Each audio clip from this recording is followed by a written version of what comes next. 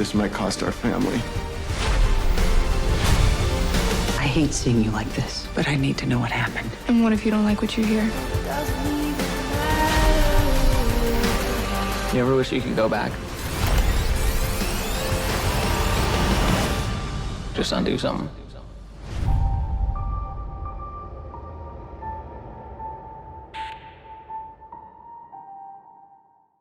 Hey, Sadie. Hi, Lexi. Hi, how are you? I'm doing great. Thanks for joining me to talk about Cruel Summer, streaming on Hulu. Of course, Absolutely. thanks. So, Sadie, tell us about the love triangle for this season.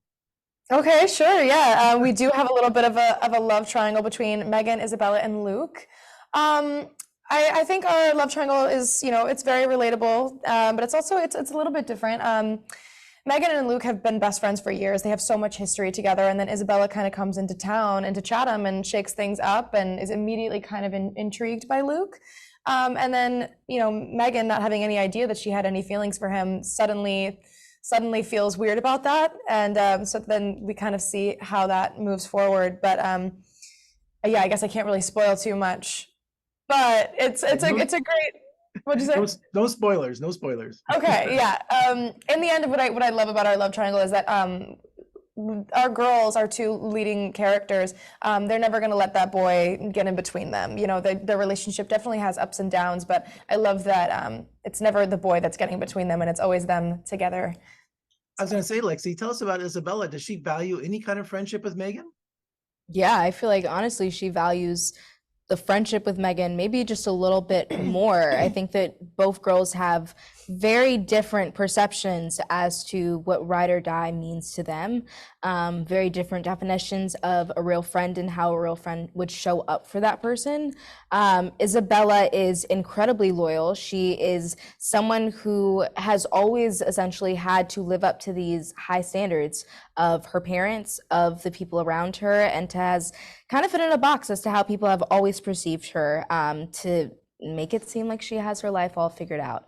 But when she meets Megan and that friendship blossoms, she realizes that, Megan is the first person basically in her life to just like let her be herself and let her make mistakes and have that judgment-free zone where Isabella doesn't necessarily feel the need to be on all the time. And so because she really genuinely does cherish it, I think that Isabella lacked that with her parents and with other friends in the past. Isabella's willing to do anything to hold on to that feeling, and we see that. I mean, I feel like you're a pretty good friend if you, lie about being, on a sex tape. You have to be a pretty good person and able to put your future and your reputation on the line, because she has one as well, just like Megan. And Sadie, season 1 was a runaway hit. Had you seen the show before joining the season? I actually didn't watch season 1 until I'd already booked season 2. I think I didn't want to psych myself out. I didn't want to get too excited. And then I booked the role, and the next day I watched the entire thing in 3 days. I loved it, and I was like, wow, okay, this is what I'm getting myself into. This is even better than I thought. Yeah, and just maybe even more excited to get started. And Lexi, is the cast like a family? Because this is a large ensemble. So does it come across working with a family? Absolutely. I mean, we're all very close in age as well. So just the mere fact that we were in Vancouver for like 6 months, all like living together, like at least, there are a couple cast members, they bunked in together, and then other cast members were like 5 minutes away. So we were constantly doing sleepovers, everything. But I'm just really grateful of the fact that we were also just able to bond and have that time offset as well, because it really portrayed an authentic friendship on screen, which was just so real because we had that behind the scenes.